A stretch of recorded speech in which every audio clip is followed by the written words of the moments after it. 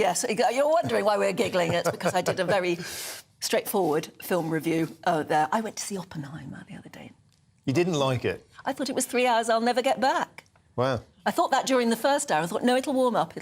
But, I mean, it's such a brilliant story. Why am I going on about it? I'm so sorry. It's 7:35. You're watching and listening to Breakfast with Anne and Martin. Shall we take a look at what's in today's papers? Yeah, and to the Telegraph, children as young as 7 will get transgender treatment on the NHS, and that's according to the front page plans seen by today's Daily Telegraph. In the Times, we're told that middle-class students have been warned that they're going to face losing out on places at top universities because they have recruited increasing numbers of foreign students. And the Mail leads on the extraordinary story that Albanian gangs are advertising escape routes in lorries for people who have problems and want to leave England as soon as possible. The Guardian draws attention to England's childcare sector being at risk of becoming a playground for private equity. And finally, the sensational Daily Star says a moose grabbed me in Skaggy. It's revealed that Joe Pasquale narrowly avoided death after impaling himself on a moose antler, as you do. I wonder how they find these stories. Anyway, it's time to go through the papers now, seriously, with Emma Wolfe and Suzanne Holder. And it's lovely to see you both again today. And we're starting with you, Susan. I always call you Suzanne. It's you Susan. call me anything you like. You can call me anything you like. Call you Suze. Call me Suze. That's what most people do. Right, in the Mail, you're talking about the extraordinary story of David Hunter. Yes. So David Hunter is the man. He was released from prison on Monday after serving 19 months following the mercy killing of his wife, Janice. He's 76 and his wife had blood cancer. They lived in Cyprus, obviously. And it was December 2021 when he, after weeks and weeks of her begging him and if you read it's a heartbreaking article. It really is. He eventually suffocated her and then downed a bottle of brandy and swallowed a cocktail of pills so he could go with her. The one thing I will say before I go on, though, is that he also describes her, and this is what I'm sure he would want everyone to remember, as beautiful, vibrant and full of life. And this is the key thing, because that is what she wasn't right at the end. And I feel very strongly that we don't talk about this enough, and we don't talk about how people die sometimes. And I have experienced myself a friend who died.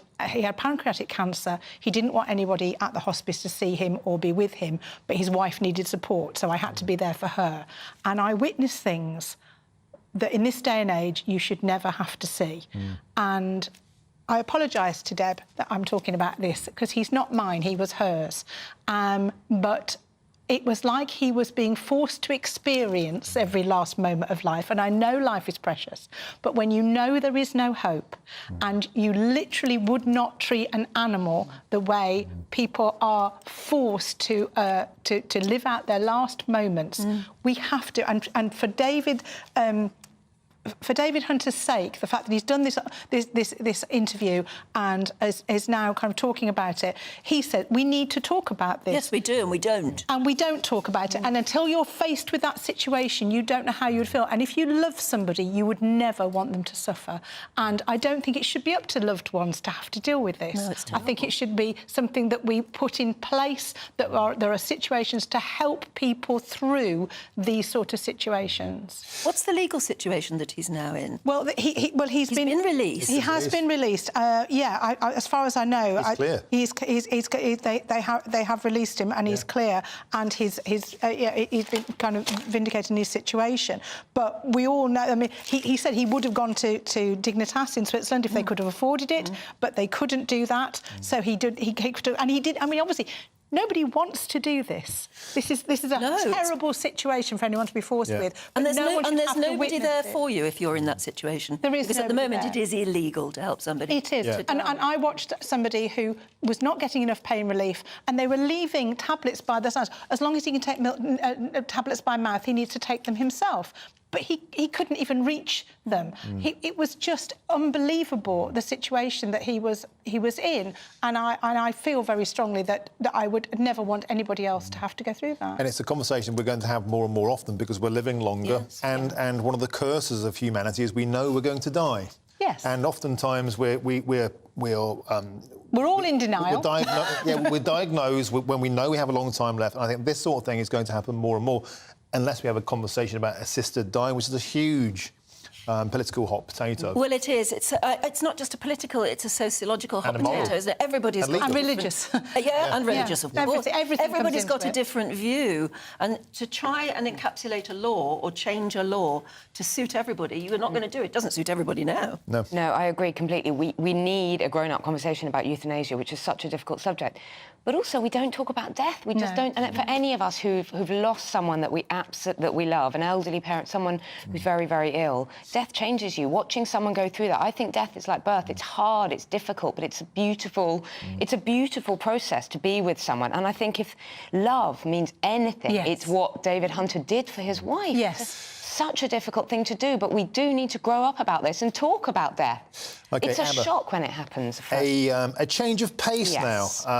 GBNEWS viewers' favourite celebrity, we love Gary him, Lineker. Don't we love him? Gary Lineker's done an exclusive interview with the Daily Telegraph, and according to him, I'm putting this down to things that never happened, but according to him, I know. he got a standing ovation at Marks and Spencer's after being really suspended by the BBC. Well, Over to you. Well, I'll say something nice about him first. He's wearing quite a dashing midnight blue velvet corduroy suit on the front of the Telegraph. I think, for a 62-year-old, I think he's looking pretty hot. Is he 62, my He's 62, and he looks great, but let's hold that's where it ends. Let's move on to the but. Let's show everybody at home, though, what So he's whining. He was just doing his shopping in Barnes. Barnes, by the way, I'll come back to that, in Marks and Spencer's, leafy, affluent Barnes. He walked into Marks and Spencer's and he got a standing ovation. He said, it was really cringe. I just wanted them to stop. I was really embarrassed. But why is he telling everybody then? Why is he telling everyone in the Telegraph? It's the absolutely definition of something you don't tell people about, isn't it? A standing ovation that you're a genius or that you're in the SAS. If anybody ever approaches you and says, I was in the SAS, they weren't. If they tell you they're a genius, they're not.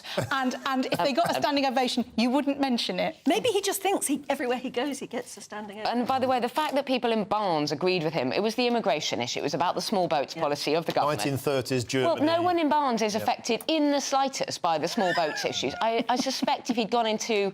don't know if they have M&S down on the south coast, but if he'd gone into Aldi or Lidl or any place where normal people shop, not in leafy, affluent Barnes in West London, he might have been approached by people saying, do you know what? You know, there are things to discuss here. Anyway, so he's whining and whinging. Well, it might be angry that it's got to pay more money for his nanny or his cleaners. Terribly embarrassed. It was just really cringe and I wanted them to stop. Well, our heart bleeds for you, Gary. Yeah, I don't think we're getting much sympathy in GBNEWS land. I mean, if you have any sympathy for the devil, sorry, for Gary, drop us a message. Hey. He was a blooming good footballer and he's a very good commentator. Well, exactly. And be a footballer and a commentator and stop wading into politics. You think, or but, you know, stick to the crisps.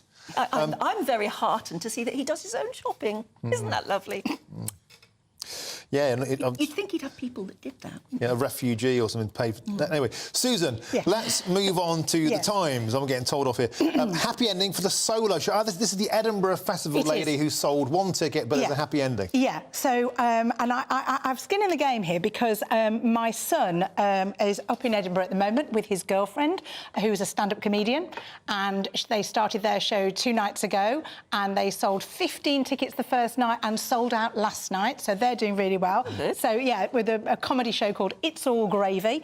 So that's going on. It's all gravy? It's all gravy. They're Yorkshire comedians, Beth Fox, Ollie Burkill. They're Yorkshire comedians, and they're doing Yorkshire-based comedy, and it's called... I haven't seen it yet, but I'm sure it's very funny. But this is a story about Georgie Greer, who has a self-written show called Sunsets, which apparently is... It sounds great. It's one woman's obsession with romantic comedies, and as a rom-com writer myself, that is something that I would probably put on my list to go and see, and I'm going up to Edinburgh next week. However, I might not get a ticket because she went on Twitter, poor Georgie, sold 1 ticket on her opening night, which is not that unusual when you're trying to get something away and you're not a big name in Edinburgh. She was a bit upset. And she went on Twitter and said, I'm fine, but I only sold 1 ticket with a picture of herself crying, and it went a bit viral, and people like Jason Manford and Dara O'Brien got involved and sent her messages of support, which I think is absolutely amazing. And that is what Edinburgh is all about, actually. People are up there putting on shows, and the support that you you get from other people just walking down the mile, and